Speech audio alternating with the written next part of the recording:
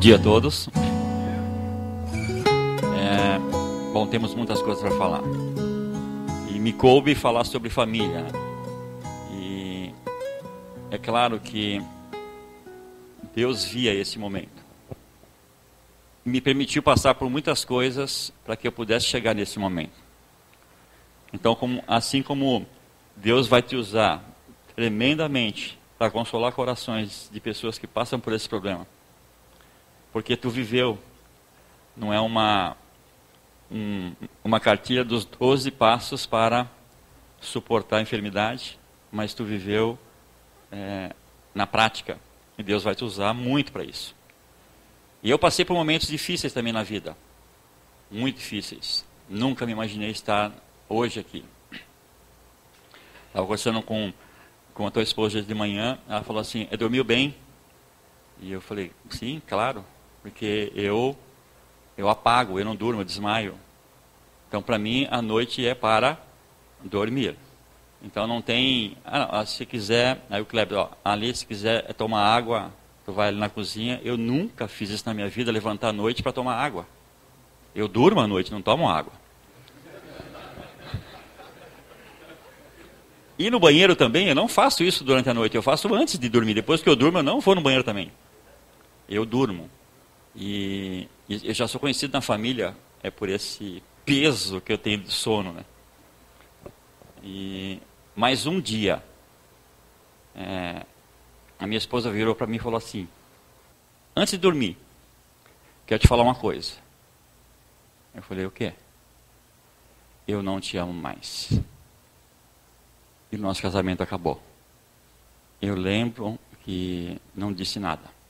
Mas aquela noite eu passei ela inteirinha acordada. Aí eu levantei, tomei banho, fui para o trabalho. Eu trabalhava numa multinacional na época. E consegui trabalhar até umas 4 horas da tarde. E ali o meu casamento acabou. E se desenrolou, e eu vou contar esse testemunho hoje, do que aconteceu com a nossa vida. Às vezes nós precisamos passar por algo. E Deus permite isso. E eu tive que aprender a conviver com essa situação. Não só conviver, mas eu tive que dar um jeito nela. E Deus foi misericordioso. E hoje eu estou aqui. E eu estou com a mesma mulher. Eu queria até colocar ali, eu quero me apresentar ali, alguns pontos. Meu nome é esse, Alberto Svoskeles, casado há 34 anos com Inês. Tenho 3 filhos, Gabriela, Jonatas e Vanessa. Gabriela é jornalista, mora no Rio de Janeiro. Recentemente, ela mora no Rio faz 2 anos. A minha filha, a caçula, Vanessa, mora em Goiânia. Há 3 anos. Há 3 anos que ela mora em Goiânia. E meu filho, que mora lá em Porto Alegre ainda. Mas, e eu já tenho 2 netinhos, Magali e Lucas, 10 anos e 7 anos. Mas não sou gaúcho, sou paulistano. Sou paulistano, do bairro da Penha. Tem paulistano tem um só, né? O pastor ali. Quem que é paulista ou paulistano aí? Tem bastante gente, né? Então, me permita, eu sou corintiano.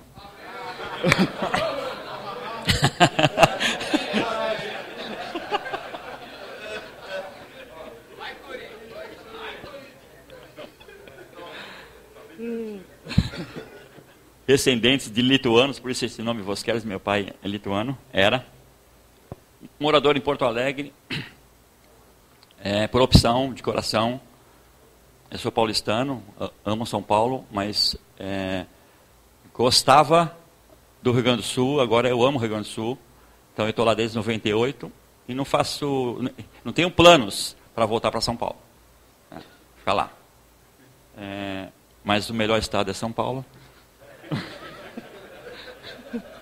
Desculpa, meu Cláudio. Tenho uma formação contábil e financeira, foi a minha vida toda, trabalhei com isso. E nos últimos 13 anos da minha carreira profissional, eu era consultor de ERP, de gestão empresarial, sistemas de gestão empresarial. Trabalhava aquilo que o Kleber faz, mas trabalhei com vários sistemas, né? Logix, Starsoft,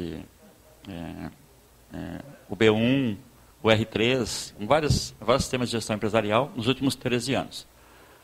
Até que um dia, em 2007, Deus me deu uma palavra. Eu era executivo, não era, a minha função já era de executivo na empresa. E aí, Deus me deu a palavra, tu vai trabalhar a tempo integral na obra de Deus. Não foi bem isso que ele me disse, mas é isso que eu estou tentando colocar. Aí eu pensei, mas Deus, olha o meu salário. E olha as minhas dívidas. Não tem possibilidade disso. Não dá. E aí Deus depois me deu uma outra palavra. Assim, 2008 vai ser o ano da preparação. Eu falei, mas como o ano da preparação, né? Eu não entendi isso. Resumo, o ano de 2008, de uma forma sobrenatural, e foi sobrenatural porque eu ganhava altos salários, mas eu tinha altos comprometimentos. Né? Eu não vou dizer que é o caso de vocês aqui, mas é um caso de um grande número de homens que gasta mais do que ganha, e eu gastava muito mais do que ganhava, eu era muito comprometido financeiramente, mas aquele ano de 2008 aconteceu alguma coisa. E comecei a arrumar condições de pagar minhas dívidas, de saldar. Eu cheguei, não foi uma vez só, eu cheguei a vender carro. Vender o carro, pegava o dinheiro para pagar o cartão de crédito. Não foi uma, duas vezes. Então, vendi vários carros para poder pagar a conta. Era um caos. Aí, essas coisas começaram a acontecer. E aí Deus me falou uma outra coisa. Tu vai aprender a viver com menos. Aprender a viver com menos. Claro, né? Se eu ia para trabalhar na obra, ao contrário do que muitos dizem aí, pastor é duro, não tem dinheiro, tem alguns que são, alguns movimentos que a gente vê que é diferente, mas não é o movimento que eu estava, eu sabia que ia ser difícil, e aí eu comecei a aprender a viver com menos. Perdi o emprego, foi a primeira vez que eu perdi o emprego. É claro que rapidamente eu arrumei uma colocação, mas eu entendi que Deus estava me mostrando o que poderia fazer. E eu me lembro um dia assim, que eu estava na frente da TV num sábado de manhã, assistindo um programa, e eu estava assistindo um pregador que eu não gosto muito de ouvi-lo falar. Assim, a gente às vezes gosta, não gosta, né? Se familiarizamos com algumas coisas, outras a gente não gosta. E aquele pregador, eu não gostava muito dele. Mas eu estava, não sei porquê, eu parei e fiquei ouvindo ele falar. Ele falou, e aí, de repente, ele para assim no meio da pregação e ele falou assim, e você, pastor, que está me ouvindo? Eu falei, bom, sou eu. Eu já pensei isso, sou eu. Ele vai me falar alguma coisa. Aquilo caiu no meu coração assim de uma forma estranha. Eu falei, é comigo. Ele falou, e você, pastor, que está me ouvindo? Eu vou permitir que você perca tudo para você aprender a depender de mim. Eu pensei, não sou eu. Não é para mim essa daí. Mas Deus me ensinou a viver com pouco, para que eu pudesse estar aqui hoje, compartilhando a minha vida com vocês, aquilo que Deus fez. E vou dizer que está melhor agora, quando eu era executivo. Porque agora eu aprendi que Deus pode nos ajudar, Ele pode nos dar controle, aprendemos a gastar naquilo que é necessário, não há esbanjamento de nada, aprendemos a ser generosos, a ajudar as pessoas, que antes nem passava pela cabeça nada disso, e agora está diferente. Deus faz muitas coisas, Deus faz milagres. E a minha vida como família é um milagre. A minha família é essa daí, ó. Vocês veem que Deus foi muito generoso comigo, me deu uma linda esposa, que é a do meio, né, que às vezes as pessoas confundem quem é, né? E graças a Deus que meus filhos puxaram para ela, e essa é a minha família. Não coloquei os 2 netinhos aí, só coloquei essa foto, porque isso é o que eu sou. Na hora de apresentar, eu coloquei lá algumas qualificações minhas, mas na realidade eu sou isso aí. Se vocês querem saber quem eu sou, quem sabe direitinho são eles. Eles vão dizer quem eu sou. Então, eles são a minha herança, eles são o meu cartão de visita. Então, eu posso aqui representar um monte de coisa, mas lá, com eles, não dá para representar, porque eles me conhecem muito bem. Sabem que eu sou nervoso, que às vezes eu me estresso, sabem tudo isso aí. Sabem que eu durmo pra caramba, eles sabem tudo isso aí. São meu cartão de visita. E eu não canso de falar isso. Nós temos hoje uma crise social. Uma crise política, uma crise econômica. E isso é reflexo do que acontece nas famílias. A crise no Brasil é produto de crise familiar. Não se dá valor para mais nada. O Kleber disse no começo aí. O divórcio é uma coisa muito tranquila e comum. Os valores estão todos invertidos. E a crise do Brasil é produto de uma crise familiar. Aliás, o conceito de família já mudou. O que é família? Mas o meu cartão de visita é minha família. Mas, algum tempo atrás, se vocês perguntassem quem eu sou para essa família, a resposta não ia ser boa. Ia ser muito ruim. Pensam no pior marido aí, só pensa. Eu era pior que ele. Pense no pior pai aí. Eu era muito pior que esse aí que está pensando. Então, se alguém perguntasse para eles quem eu era, se as empresas que me contratassem, perguntassem, fizessem uma dinâmica e perguntassem como eu tratava a minha família, eu não conseguia nenhum emprego. Era ruim. Mas Deus mudou. Mudou de uma forma especial. E eu queria falar sobre isso. Pode passar um pouquinho aí? Alguém já assistiu esse filme? Clique. Quem já assistiu o filme Clique? Ah, todo mundo já assistiu. Legal o filme, né? Eu já assisti várias vezes. Eu gosto também de assistir filme, mas por conta desse meu lado dorminhoco, então normalmente eu não vejo os finais dos filmes. Então eu preciso assistir várias vezes para poder ver um dia, quem sabe, o final de um filme. Eu durmo até em cinema, tá? Eu lembro que uma vez eu fui assistir, vamos assistir um filme que está uma polêmica, Avatar, em 3D, vamos assistir para ver, todo mundo está falando que isso aqui é do diabo, que não sei o quê, vamos ver. Eu gosto de tecnologia, eu gosto de ficção científica, claro que eu vou lá ver. Eu não vou ver para ver o que tem de errado, eu vou porque eu gosto de assistir filme de tecnologia. 3D, eu dormi. No meio, eu só perdi alguma coisa, entendeu? Não foi tudo que eu perdi, mas eu dormi no filme. E eu aprendi isso aí, assistindo o Clique. Na vida não tem controle remoto. Tu tem que levantar e mudar. E nós, homens, gostamos de controle remoto, né? Chegou em casa, sentou na frente da TV. Por que a gente assim, né? Fica passando todos os canais, né? Não pare nenhum. Tá. Fica um pouquinho no outro e para. A vida não é assim. A vida requer esforço. E aí não dá para mudar. Quando que o Adam Sandler, no filme, ele entende? Quando ele viu que ele precisava tomar as atitudes. Controle remoto não funciona. Controle remoto nos leva para onde nós não queremos ir. Às vezes é confortável, mas nos leva para onde não queremos ir. Nós precisamos tomar uma atitude na vida. Precisa levantar e mudar. Se nós ficarmos parados numa crise de enfermidade, numa crise de emprego, como foi falado no outro evento, o que muda na nossa vida? Nada. Num problema, numa crise familiar, conjugal, se eu não fizer nada, não vai mudar nada. Nós, homens, temos, às vezes, esse jeitão. Nós preferimos não falar. Vamos deixar acomodando as coisas. Vai indo. Com o decorrer do tempo, as coisas vão se acertando. E eu pensei assim. Eu pensei assim até que eu fui surpreendido pelo final do meu casamento. Foi uma surpresa para mim. Porque eu deixei no automático. E igualzinho no filme lá,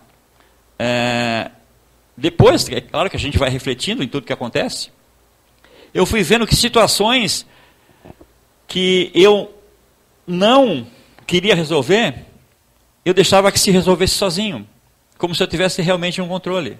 As coisas iam passando.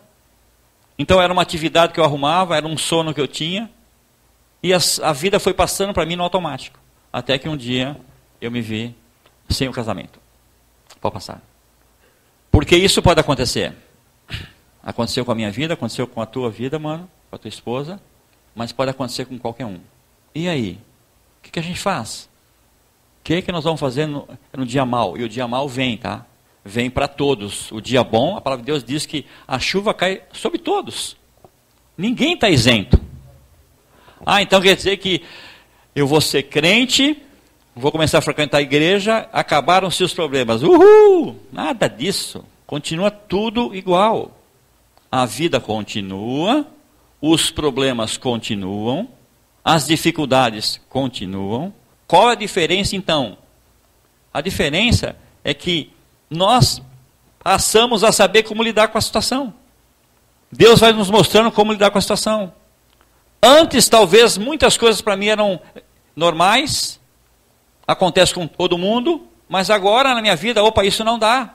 Então eu vou tendo novas reações em relação aos mesmos problemas que todo mundo tem. A gente chega em casa e a mulher está reclamando, não está reclamando de alguma coisa?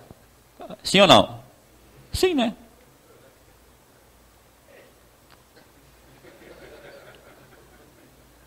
Eu reformei um banheiro lá em casa, estava contando para o Kleber. E ontem eu tinha me planejado sair de Porto Alegre 10 horas da manhã. E eu reformei um banheiro, porque o banheiro era muito antigo, um apartamento muito velho. Então, eu reformei tudo. Então, mandei assim, arranca tudo e põe tudo. Só que a última coisa que eu fui para comprar foi o gabinete, assim. Espelho, a mulher gosta do espelho, da luzinha, do gabinete bonitinho e tal. E eu terminei, eu não, né? A reforma acabou vai completar 3 semanas. E perguntem para mim assim, tinha o gabinete, tinha pia? Não. Eu não comprei a pia, não comprei o gabinete e fui deixando, porque tinha outras coisas mais importantes para fazer. E a gente percebe que a nossa mulher já está, né? Ela não aguenta mais aquele negócio. Está por aqui já. E aí ontem de manhã, antes de eu vir para cá, eu falei, não, eu vou comprar o gabinete. Aí eu saí, comprei o gabinete, mandei pelo WhatsApp as fotos, né, para ela. Me atrasei um pouquinho, comprei o gabinete e vim para cá. E é isso, funciona assim, né? Quantos de nós, às vezes, tem lá em casa uma tomada que ela está com o fio para fora há 3 anos? O fiozinho até se mexe quase, olhando. E quem é que vê o fiozinho se mexer? Não somos nós, é a mulher. Então nós temos problemas. Todos aqui têm as mesmas coisas. O que é que nós fazemos com isso aí? Vamos brigar com ela? Achar que ela reclama que tu me cobra toda vez, de 6 em 6 meses tu fica me cobrando. Tu cobra muito. Dá um espaço um pouco. Ou vamos agir para mudar essa situação? Nós passamos pelos mesmos problemas. Enfermidade, nós passamos por enfermidades. Perda de trabalho também. O que nós fazemos com isso? Vai acontecer. Eu queria ler um texto com vocês. É um texto, acho que a gente nem precisa ler. Eu acho que é o texto mais conhecido de toda a Bíblia. Porque eu já fui de outras religiões e a gente usava esse mesmo texto. E eu queria falar um pouquinho sobre o plano A. Quando acontece alguma coisa, tem um plano B? Tem, sempre tem. Mas no caso da família, nós temos que voltar ao plano A. Ao plano de Deus. E tem uma passagem que eu queria ler, mas vamos falar primeiro dela, só porque ela é muito conhecida. Acho que todo mundo vai saber falar comigo essa passagem. Que trata muito do que é o plano A de Deus para a nossa vida. Para a nossa vida como homens, para a nossa vida como mulheres, para a nossa vida como família, mas é o plano A de Deus. Que Jesus ensinou os discípulos. Se a gente pegar algumas algumas traduções, vai estar assim escrito um título em cima disso: Oração do Pai Nosso. E todo mundo sabe essa oração, né? Como que é essa oração? Vamos tentar repetir? Eu vou começar, vocês vão me seguindo. Quer ver como eu acho que muita gente vai falar? Pai nosso que estás no céu, santificado seja o seu nome. Venha o teu reino, faça a sua vontade assim na terra como no céu. O pão nosso de cada dia nos dá hoje. E perdoa as nossas dívidas, assim como nós temos perdoado aos nossos devedores. E não nos deixe cair em tentação, mas livra-nos do mal, pois teu é o poder, o reino e a glória para sempre. Todo mundo conhece esse texto? Eu acho que é o mais conhecido. Até no futebol tem isso, né? A gente vê assim, às vezes, os atletas, eles circulam, né, e começam a orar isso, Pai nosso, está no céu, santificado. Parece que tem que falar com bastante ênfase para ter poder essa oração, né? Mas é muito conhecido. Em todas as religiões, exceto as religiões muçulmanas, conhecem esse texto. E é um texto realmente que Jesus está mostrando aos seus discípulos a oração. Como se deve orar. E só um conceito que eu coloquei ali, o que é oração, né? Às vezes nós oramos porque achamos que tudo que nós pedimos, Deus vai dar. Tudo Ele vai dar. Então, como tem algumas passagens na Bíblia que dizem isso, né? Tudo que pedires a Deus, Ele vai dar. Então, tudo que eu pedir para Deus, Ele vai dar. Certo? Certo? Até uma Porschezinha vale, né? Básica. Igual aquela do Eike Batista lá, que estava na mão do juiz. Vale, né? Bonitinha aquela, não. Cayenne. É isso? É assim que funciona? Mas tem muita gente que fala isso, né? Que é simplesmente eu pedir. Por quê? Quem é o meu pai? É o dono do ouro e da prata. Ele é o dono do mundo. Então, tudo que eu pedir, posso dar. Não é isso, não. Quando nós oramos, nós estamos externalizando que nós dependemos de Deus. Eu posso até pedir uma Porschezinha básica. Mas desde que isso não seja uma ordem para Deus. E sim uma total dependência da sua vontade. Porque se for da vontade dele, eu vou ter uma Porschezinha? Claro que for. Mas a oração é isso que Jesus ensinou ali. Nós externalizarmos a nossa total dependência de Deus. Total dependência de Deus. Eu estava num momento difícil da minha vida financeira. Eu estava para perder um imóvel que eu tinha financiado. E eu trabalhava com um judeu. Tem algum judeu aqui? Descendente de judeu? Não. Ali tem. Judeu é bem controladinho por causa de dinheiro, né? Bem controladinho. O presidente da empresa onde eu trabalhava, que me reportava ele era judeu. Mas judeu mesmo. Ele falava português muito bem, mas tinha vindo de Israel. E eu entrei na Caixa Econômica, porque eu estava para perder o imóvel. Tinha atrasado 3 parcelas, e aquele tipo de financiamento eles já retirariam a casa, e eu fui na Caixa tentando pegar essas 3 parcelas e empurrar para frente, renegociar, para tentar sair disso. Aí a Caixa não deu. O contrato que tu assinou não permite isso. A gente não lê todos aqueles negocinhos, aquelas letrinhas, não dá. O teu contrato é um contrato como se fosse um leasing ou uma locação. Tu não pagou, não tem imóvel.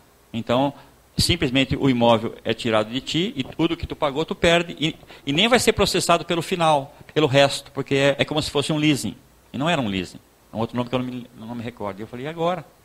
Infelizmente, se tu não arrumar dinheiro, tu não vai ficar com o imóvel. E nessa época eu trabalhava na implantação do Logix, nessa empresa de telecomunicações. E eu era remunerado para isso. Era a minha função. Eu ganhava para implantar o Logix, estava no final. O Go Live ia ser rápido, mas estava no final. E eu saí daquela caixa com a minha esposa assim, abatido. A confiança em Deus assim, mal. Estava mal. Claro, era produto do meu erro. Mas eu estava mal. E eu saí com a minha esposa, nós andando pela Rua da Praia ali, de mão dada, e eu falei bem baixinho assim para Deus. Eu fiz uma conta rápida do que eu precisava para eu não perder a casa. Eu falei assim: Deus, eu preciso de 10 mil reais. E segui andando. Aí eu falei de novo: Deus, eu preciso de 10 mil reais. Deu, isso foi uma segunda-feira. Na quarta-feira, esse presidente me chama: ô Vosqueles, preciso falar contigo. Aí eu fui na sala dele, eu já sabia, eles não gostavam de mim porque eu era brasileiro e eles queriam colocar no meu lugar um israelense.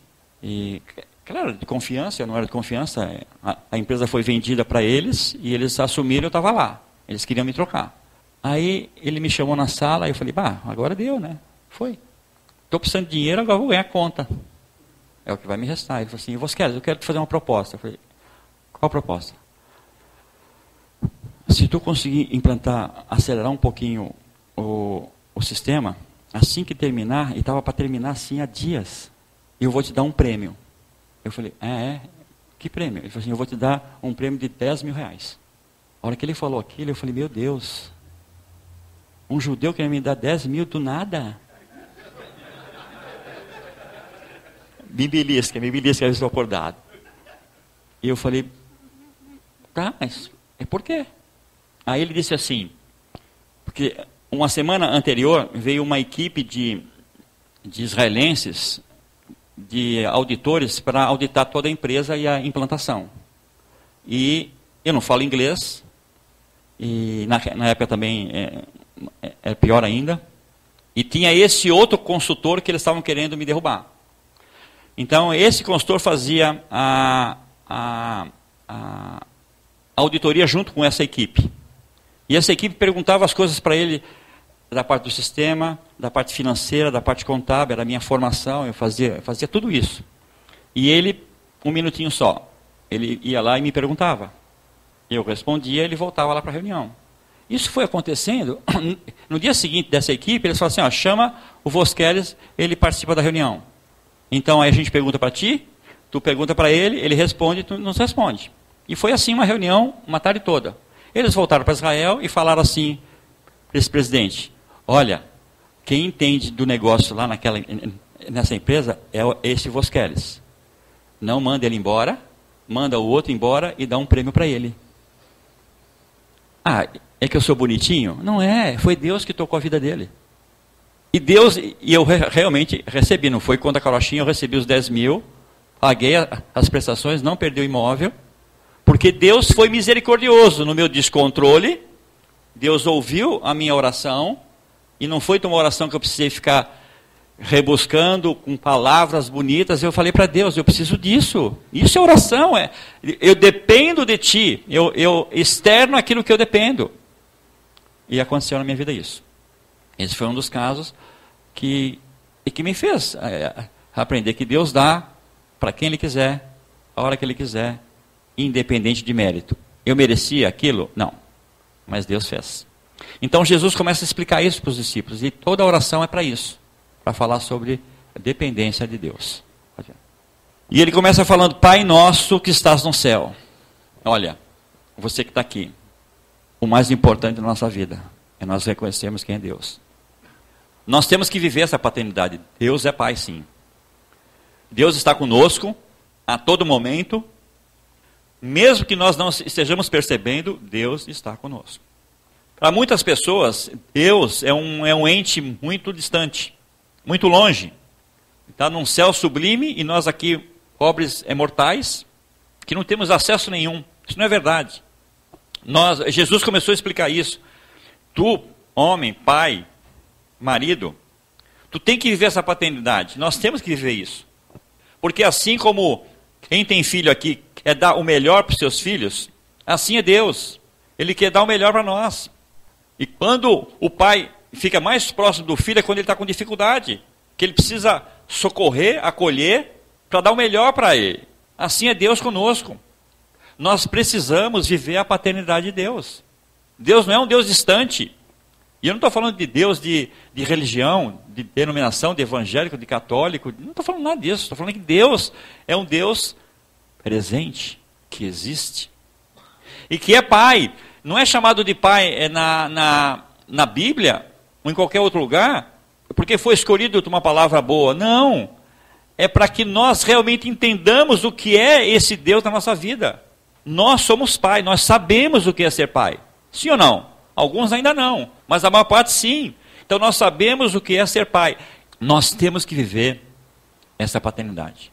Então não tem problema que Deus não queira resolver conosco. Não tem, nós temos que ver isso. E eu coloquei essa foto, que é isso mesmo. É Deus nos pega no colo, como nós pegamos os nossos filhos no colo, e esse moleque aí provavelmente está pensando que está voando. E às vezes é assim conosco, nós pensamos que estamos sozinhos, fazendo o melhor, tomando as decisões mais corretas da vida, mas é Deus nos conduzindo. Nós temos que perceber isso. Nós, homens, somos independentes. Nós temos força, né? Somos machos. Temos que ter a última palavra. O plano de Deus para mim e para a tua vida é essa. Nós temos que depender totalmente dele. Por mais que tu seja forte, ou pense que seja, nós temos que viver essa paternidade. Deus não está longe. Ele está próximo de ti e de mim. Próximo. E ele fala, santificado seja o teu nome. Viver essa paternidade significa reconhecer que Deus está aí. E exaltar isso. Eu não só viver essa paternidade, mas quem tem o crédito pela minha vida, pela tua vida, é Deus. Nós seríamos muito piores sem Deus. Muito piores. Nós temos que exaltar o nome desse Deus que é Pai. Ele é Pai. Não é bom quando o filho nos elogia? É bom ou não é? É bom quando o filho se alegra quando a gente chega em casa, né? E vem e nos abraça. Não é bom? Ele não precisa ser pai, não. Pode ser qualquer criança que tenha esse instinto paterno. Eu cheguei na casa do Kleber, o Lucas, que é o nome do meu neto também, parecia que ele me conhecia. Já veio me abraçar. Aí ele falou uma coisa que eu tenho que falar aqui, que é para vocês, pastores dessa igreja. Né? Ele falou assim, mas como eu gosto de pastor. Tadinho, inocente. Não é bom isso? Isso é reconhecer Deus. Então, quando nós nos aproximamos de Deus, exaltamos o seu nome, reconhecemos, isso alegra o coração de Deus. Então, nós não só vivemos uma paternidade, mas nós reconhecemos que nós temos um Deus que é Pai. Nós somos durão, né? Difícil de se dobrar, nós homens. Exaltar o nome de Deus é que Jesus fala. Santificado seja o teu nome. Seja feita a tua vontade, assim na terra como no céu. Esse é o plano de Deus para mim e para a tua vida. Fazer a vontade de Deus e não a nossa vontade. Poxa, quer dizer que Deus me anula? Não. Não nos anula. Quando nós reconhecemos Deus sobre todas as coisas, entendemos a sua paternidade, que Ele é um Pai amoroso, nós vamos começar a compreender aquilo que Deus deseja para a nossa vida. E daqui a pouco, nós vamos estar fazendo coisas que nós achamos que é a nossa vontade, mas é de Deus. Porque a nossa intimidade com Ele é grande. Nós vamos aprendendo a agir como se Deus agisse em nosso lugar. Então, o objetivo da nossa vida é fazer a vontade de Deus, e não a nossa. Fazer a nossa vontade vai dar errado. Em muitos casos vai dar errado. E Jesus ensinou isso. Que da mesma forma que no céu a vontade de Deus é feita, isso tem que se reproduzir na terra. E como é que se reproduz na terra o fazer a vontade de Deus? É através da minha vida e através da tua vida. Nós precisamos fazer isso. E se Deus é Pai e tem o melhor para mim e para ti, a nossa vida vai ser fácil. Cumprir a vontade de Deus para nós é tranquilo, porque Deus não tem nada pesado, nem para a minha vida e nem para a tua vida. Se algo está pesado na tua vida, pare, reflita, porque tu pode estar fazendo algo que é da tua vontade, não de Deus. Porque Deus não coloca nenhum jugo. Ele nos liberta. E nessa liberdade nós podemos servi-lo e reproduzir na terra o que é feito no céu. A vontade de Deus. Nós vamos ver 3 áreas que nós precisamos conversar rapidamente aqui. De nós na vida de homens. 3 áreas críticas que Jesus ensinou no Pai Nosso. Ele começa falando assim: o pão nosso de cada dia nos dá hoje. Nós temos um problema, amados, nós como homens. Admitir que Deus está nos dando o pão nosso, ou seja, o que importa é o que eu tenho hoje o amanhã pertence a Deus, é muito difícil. Nós sofremos por ansiedade. Nós, homens, sofremos por ansiedade. Eu coloquei do dicionário um conceito de ansiedade aí. Corresponde? Vamos resumir isso aí? Nós sofremos antes. Nós achamos que o trabalho não vai dar certo. Nós achamos. Nós já começamos a sofrer antes. Nós achamos que vai faltar dinheiro. Nós achamos que não vai dar para honrar. Nós achamos e nós começamos a sofrer antecipadamente. E aí, amados, por não confiarmos em Deus, nós homens, que Deus é o supridor, porque a gente tem aquela conversa, né? Um conceito geral assim, o homem é o provedor do lar. Em vez disso ser uma coisa boa, às vezes se torna uma coisa pesada. Então, se eu sou o provedor do lar, meu Deus, eu tenho que fazer, eu tenho que trabalhar, eu tenho que fazer hora extra, eu tenho que trabalhar em 2 empregos, eu tenho que fazer, porque eu tenho que dar o melhor para a minha família, eu preciso fazer o melhor, eu preciso, e isso nos leva à ansiedade. Porque nós podemos sim fazer o melhor, mas entendendo que Deus é o que nos dá o pão de cada dia. Nós sofremos antecipadamente. E tem muitos homens, a gente aconselha muitos homens, e eles falam assim, eu não sei por que a minha família reclama, mas eu dou o melhor que eu posso. Não falta nada em casa. Qual é o valor? É o valor que se dá ao dinheiro, à posse, ao pão nosso de cada dia. Então, por conta de dar o melhor material, pensando na vida material, nós trabalhamos de uma tal forma que o resto que a família precisa, não tem. A mulher não tem um cuidado, os filhos... Olha, é normal, a gente trabalha com uma escola também de princípios. A minha esposa é diretora da Escola de Princípios Bíblicos. É uma escola de ensino, educação infantil, está migrando para ensino fundamental. E a gente manda agenda, todo dia para os pais. Quem que vocês acham que lê em agenda? A mãe ou o pai? A mãe, 90% das vezes. Por que será, hein? Claro, o pai está trabalhando, Kleber. Chegou em casa cansado. Porque ele foi e batalhou pelo pão nosso de cada dia. Mas ver o tema do filho, a tema não, aqui é outra coisa, né? Como que é? Atividade. Ver a atividade do filho, mas nem pensar se agenda.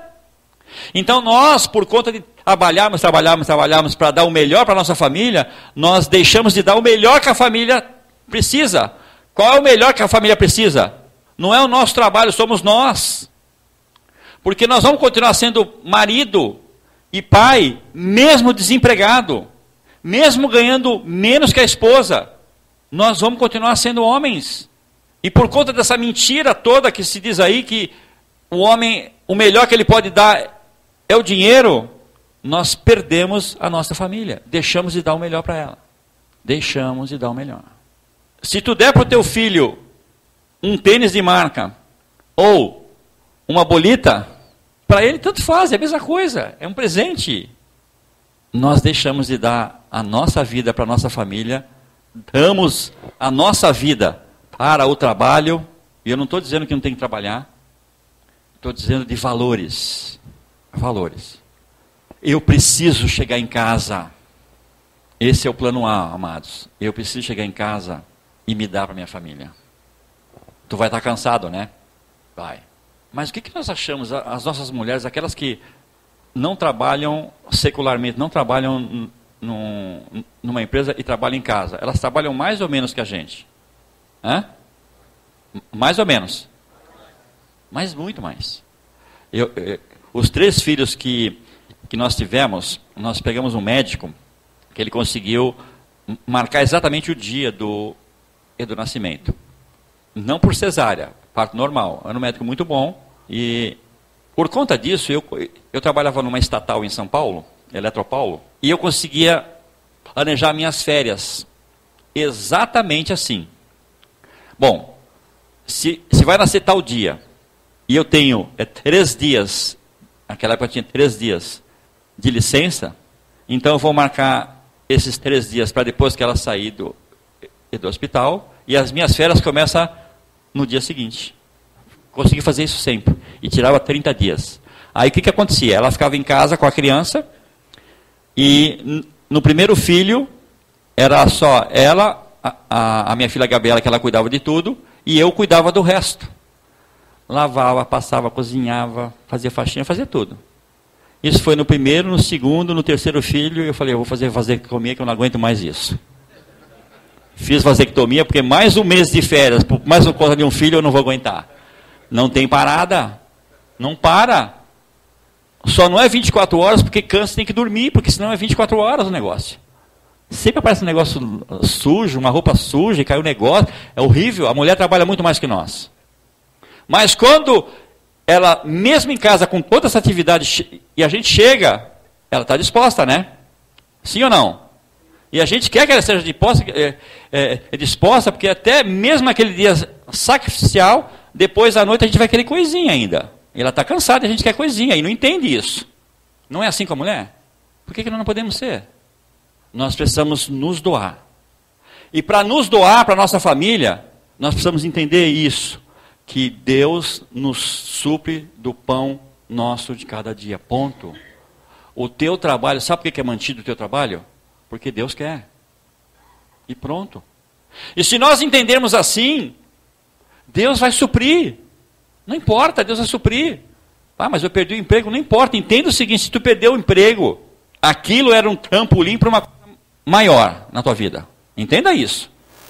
Desde que, claro, tu esteja fazendo tudo certo. Né? Porque hoje tem muitas pessoas que têm uma profissão nova, né? A profissão é seguro-desemprego, a profissão da pessoa. Já viram essa profissão? A pessoa trabalha 5 meses, graças a Deus que mudou a lei, todo mundo reclamou da lei, né? Mas quem é empresário sabe bem qual é que é. Trabalha 5 meses, aí o último mês ele é o péssimo empregado, faz tudo errado para ser mandado embora. Sendo mandado embora, ele pode dar entrada no seguro-desemprego. Trabalhou 6 meses. Porque se o patrão não aguentar mais ele, no primeiro dia do 6º mês, dá um aviso prévio para ele, já vale para o 6º mês. Então ele pode entrar com seguro-desemprego.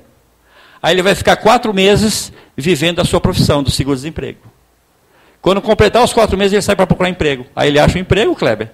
Trabalha mais 5 meses. E assim ele vai. A profissão dele é seguro-desemprego.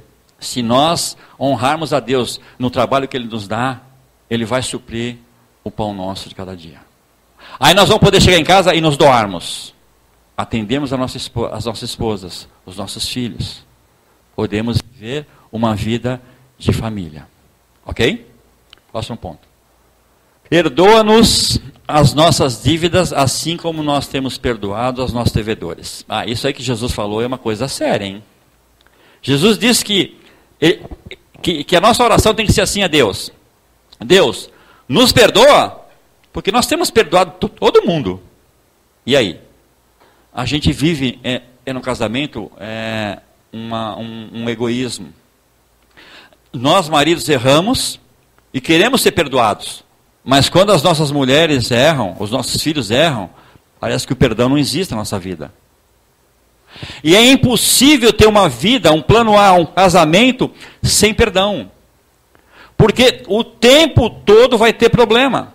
Eu estava aconselhando um casal recentemente, que acabou o casamento também. Um casal casados há mais ou menos o mesmo tempo que eu, 34 anos, 35 anos. Casados, acho que até um pouco mais. Um casal assim, um exemplo na igreja. Era um casal assim difícil, né?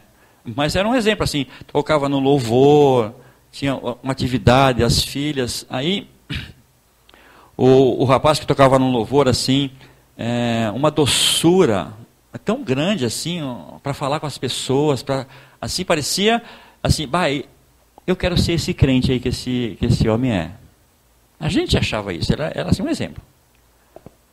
Aí, ele me senta na minha frente assim e fala assim, pastor, a minha esposa quer separar. Hã? Por quê?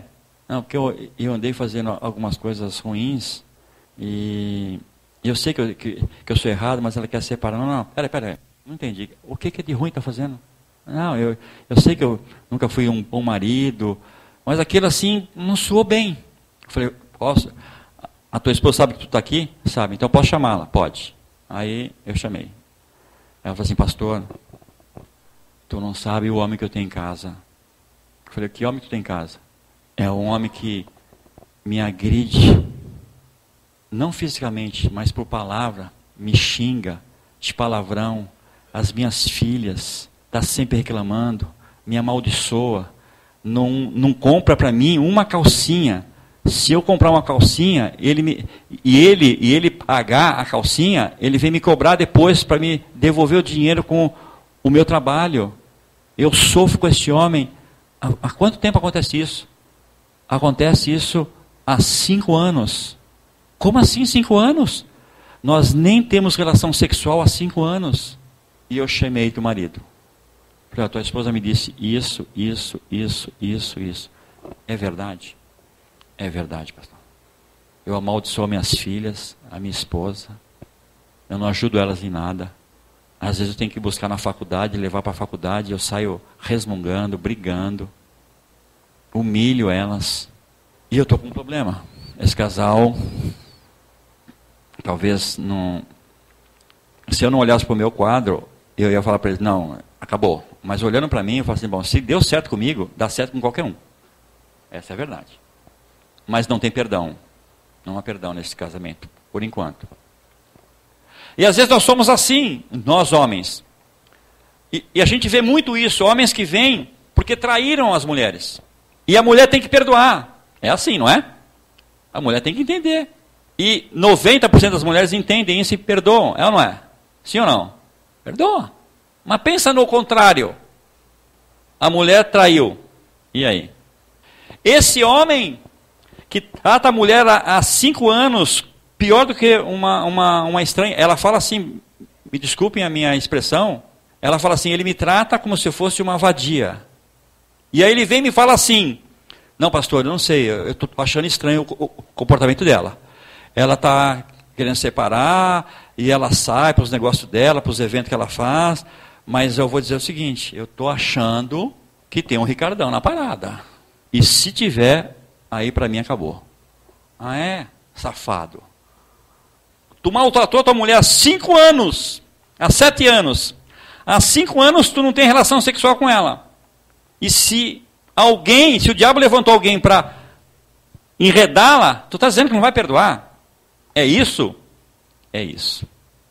Nós somos machistas. Nós queremos o perdão, mas nós não perdoamos.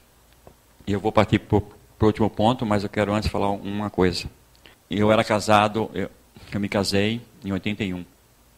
E me converti em 83. Por conta de uma separação. Eu estava me separando, mas naquele momento aí houve uma conversão minha e dela, e as coisas caminharam diferente.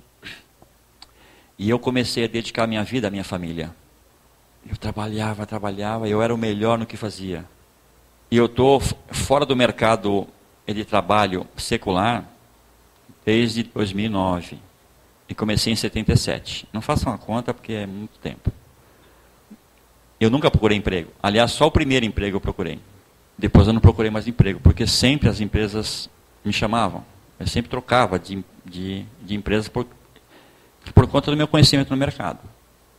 E eu me dediquei a isso. Eu me dediquei a mim, ao meu trabalho, à minha profissão, ao levar o pão meu de cada dia à minha esposa. E eu não percebi muitas coisas. Eu deixei passar, eu empurrei com a barriga. O controle remoto na minha vida foi muito importante e eu deixei empurrar com a barriga.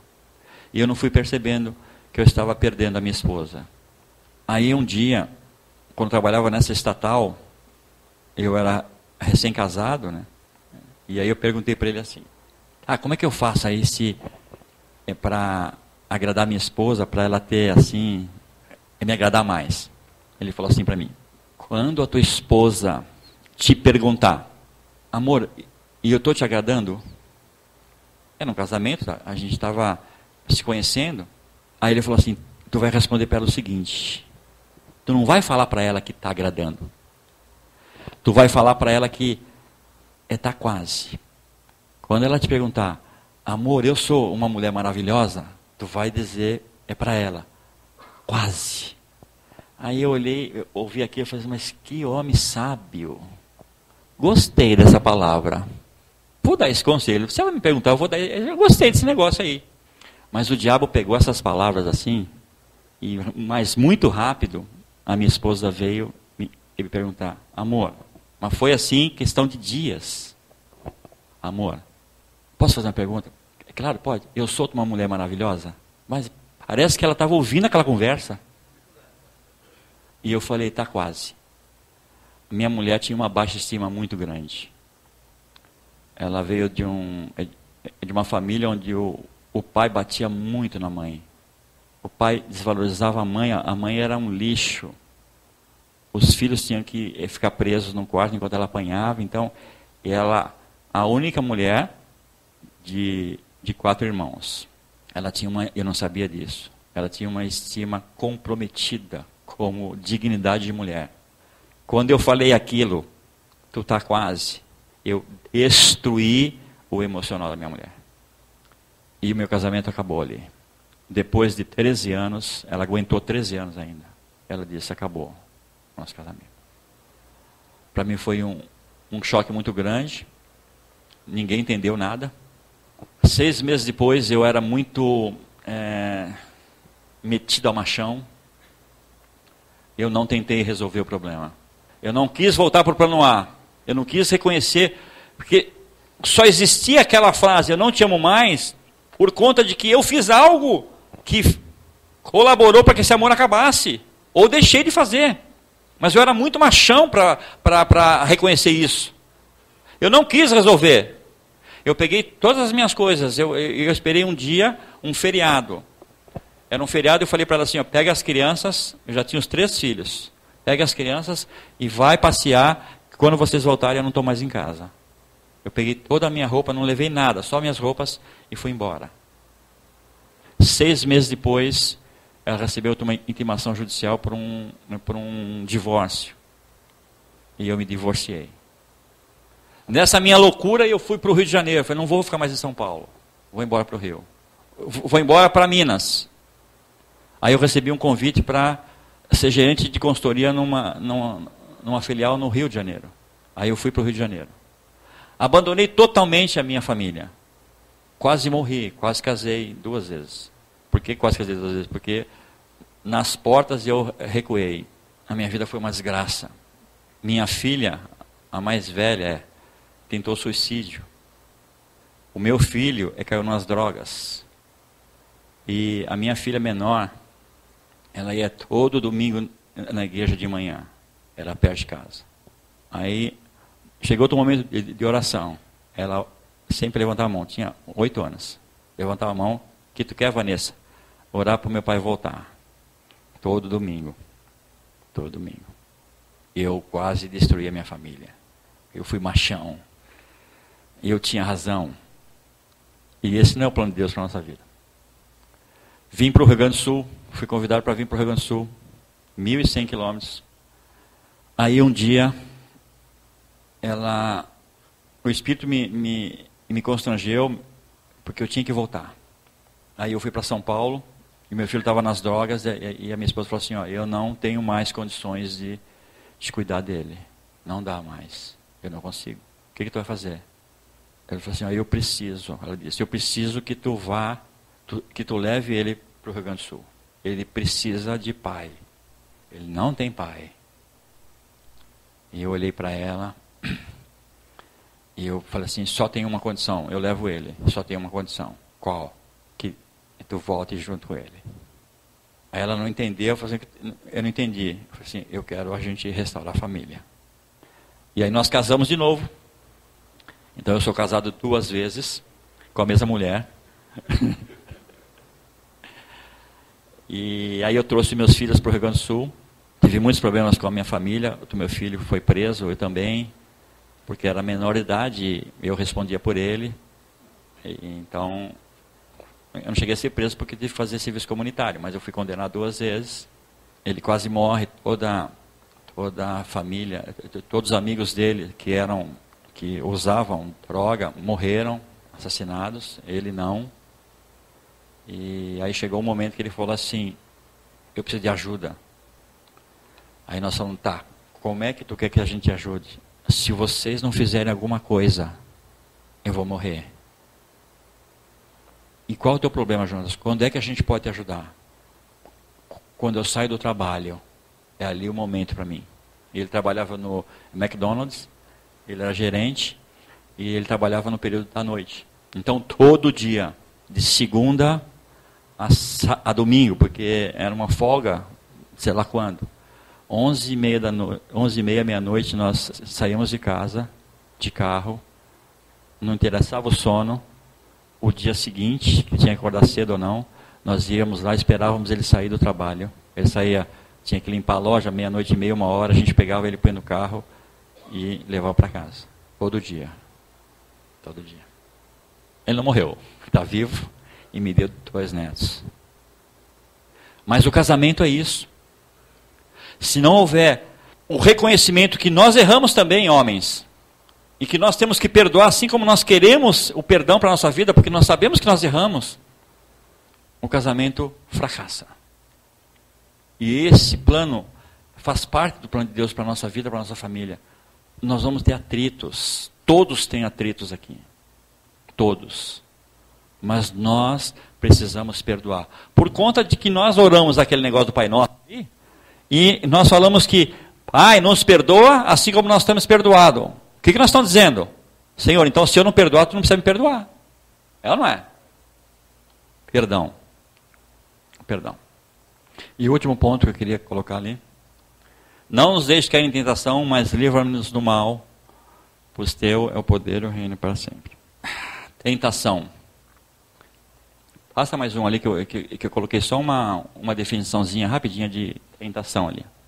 Movimento interior que nos instiga a fazer o mal. A tentação é uma coisa que está aqui dentro, na minha vida e na tua. Mas ela é interior? Sim. Porque é ela que vai fazer, é o nosso eu que vai fazer com que nós erremos. Mas pode ser motivado por questões exteriores. Certo? Então, uma questão exterior não vai me fazer errar. A não ser que eu acolha ela em mim. Aí ela vai me ajudar a produzir o erro. Onde é que está escrito isso?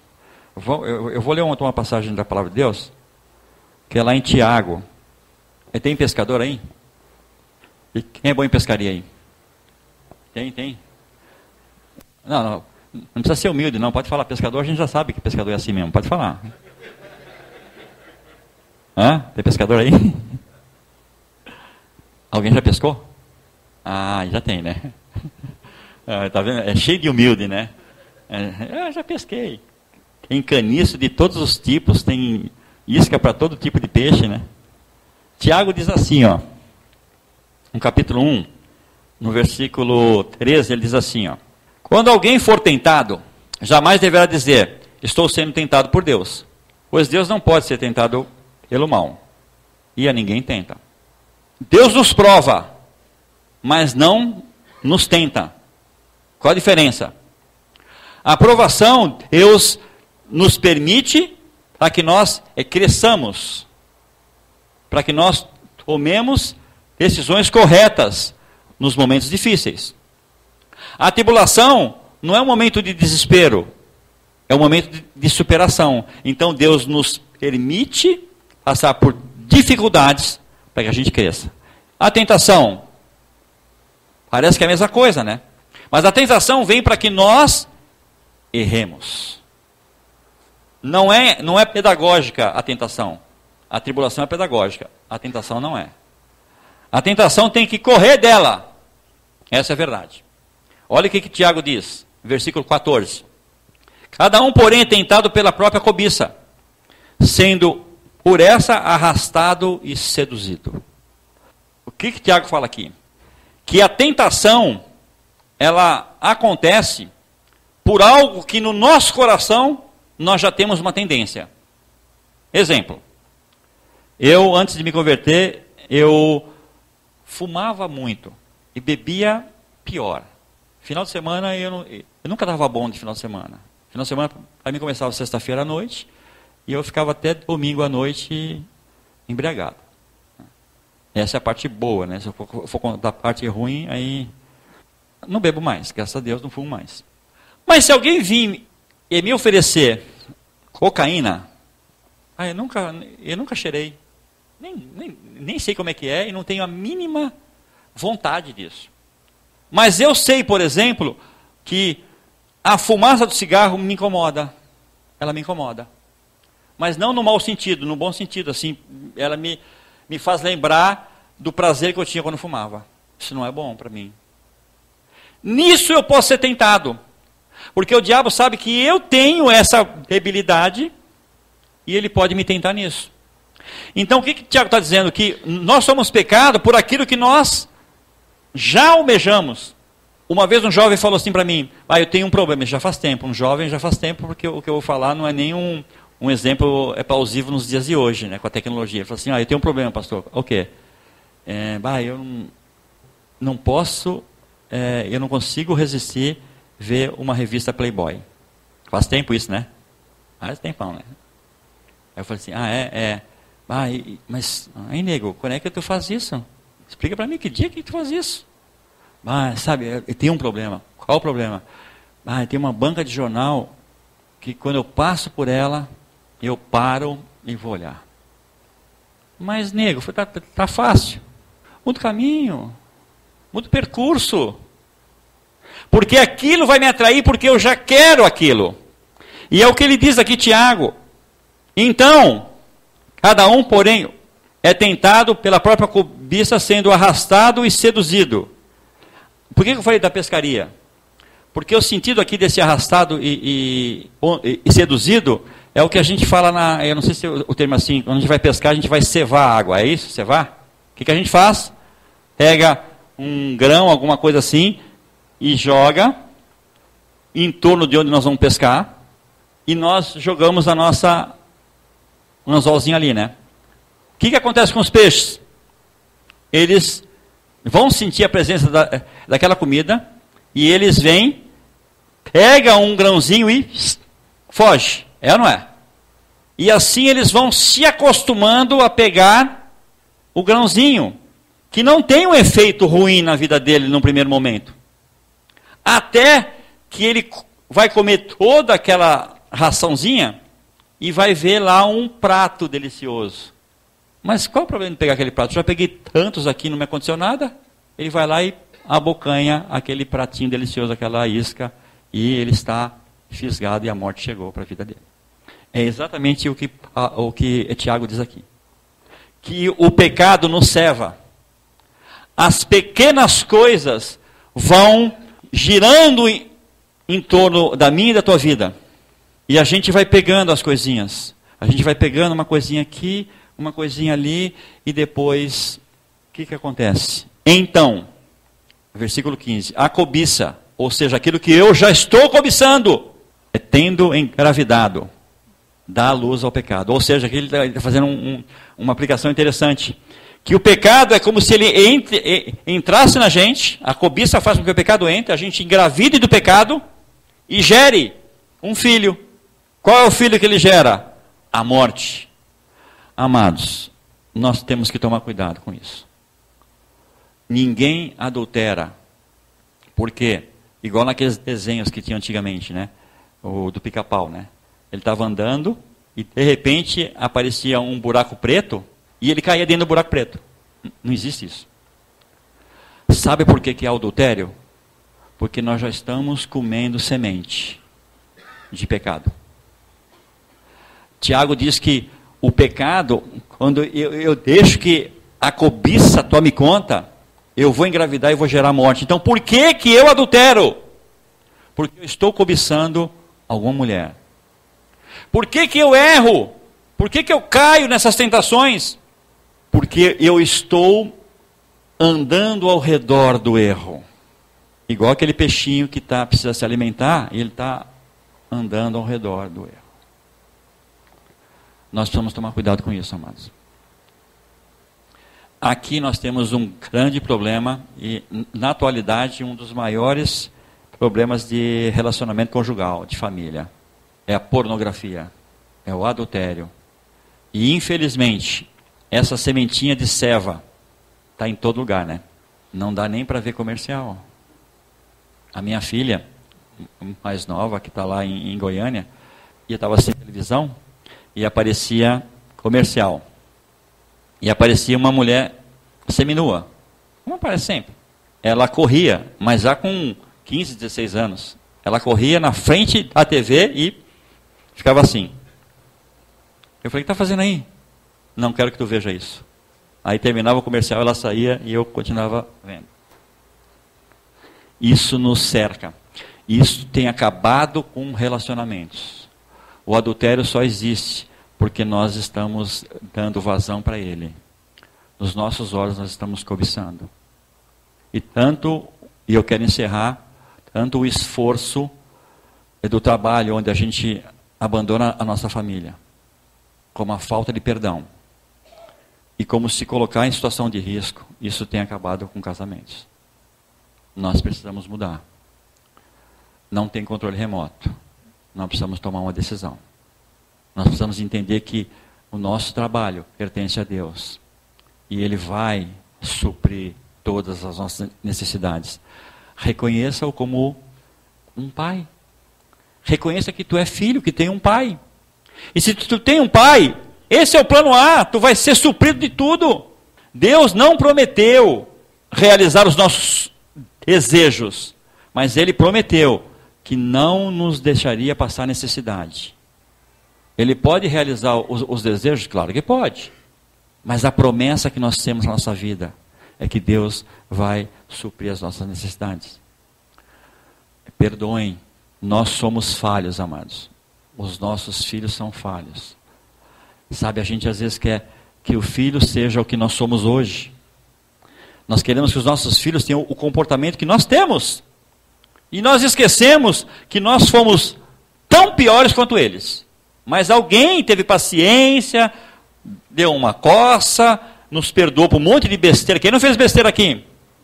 Olha, se eu fosse contar aqui o que eu fiz quando eu era adolescente e adolescente, ia sair a metade, não, todo mundo ia sair daqui escandalizado. Mas alguém me amou, alguém me perdoou. Mas nós queremos que nosso filho reproduza aquilo que nós nunca fomos com a idade deles. E nós somos exigentes, duros. Não perdoamos o erro deles. Nós erramos com as nossas esposas, mas ela não tem o direito de errar conosco. Não tem direito. Porque quem traz a comida para dentro de casa sou eu. Já ouvi um monte de marido falar, eu que sustento essa casa. Não é o plano A para a nossa vida. Não é. Cuidem, amados, com o que vocês olham. Nós temos que cuidar com o que nós olhamos. Jó, naquele momento todo difícil dele, muitos conhecem a história de Jó. Ele, naquele problema todo, perdeu tudo na vida. E aí ele fala, no capítulo, acho que é 31.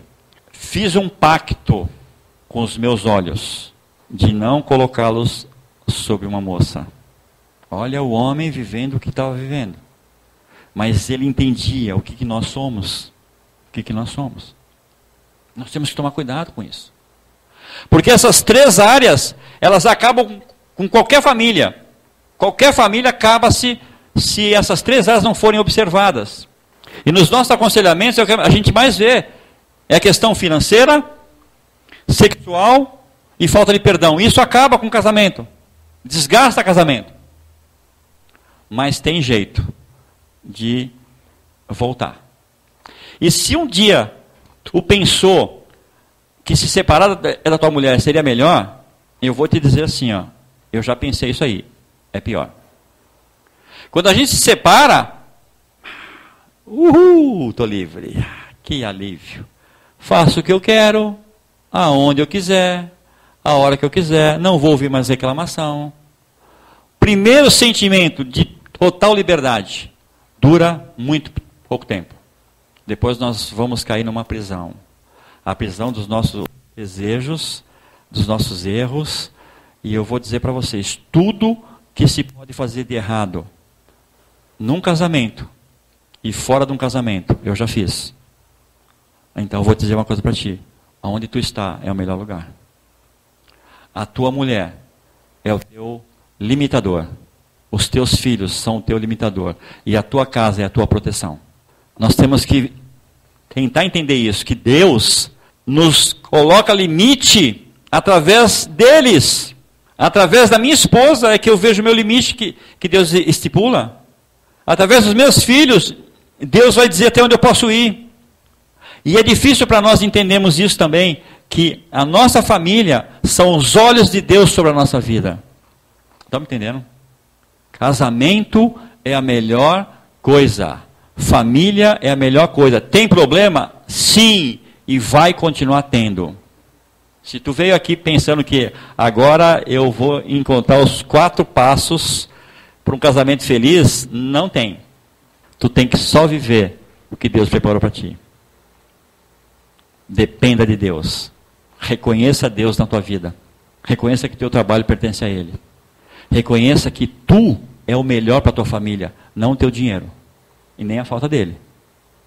E fique atento. O diabo quer nos destruir. Quer tocar na nossa vida para que a gente erre. E isso vai trazer consequências para a nossa família. Amém? Quando nós temos dificuldades na vida, e nós tentamos com as nossas forças, isso é um desgaste muito grande. Tá? Embora a gente tenha que imprimir esse desgaste, mas esse desgaste é grande quando nós tentamos em nós buscarmos soluções. E assim como Jesus falou, reconhecer a paternidade, eu queria falar um pouquinho disso aí também. Jesus se fez carne. Ele veio aqui para essa terra porque havia um propósito. E ele se tornou como nós somos, homens. E mesmo diante de toda a sedução, os problemas que existiam naquela sociedade, ele se manteve íntegro. Então ele veio ser o que nós somos, com um objetivo, de que nós nos tornemos o que ele é. Ou isso é uma grande utopia, ou é possível. Jesus veio para que nossa vida fosse diferente, igual a dele. E ele teve problemas, teve tempestades, teve fome, teve falta de sono, teve perseguição dos fariseus, dos governadores, dos impostos. Tudo o que nós passamos hoje, em outra escala, em outro momento, ele passou. Nós temos que ser o que ele é. Ok? Então é isso. Deus abençoe a vida de cada um, cada homem. Sejam homens. Sejamos homens. Para reconhecer que Deus está no controle de todas as coisas. Muito obrigado. Deus abençoe a vida de vocês.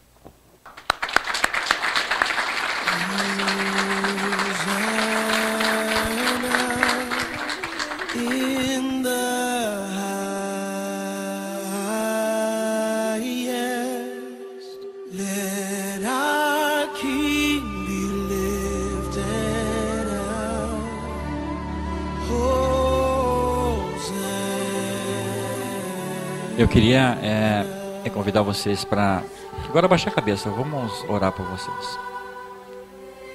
Tu sabes tudo que tu ouviu, o que tem te passado dentro de ti, na tua mente, no teu coração, na tua casa, na tua família. E o fato de tu estares aqui é porque Deus tem o melhor para ti.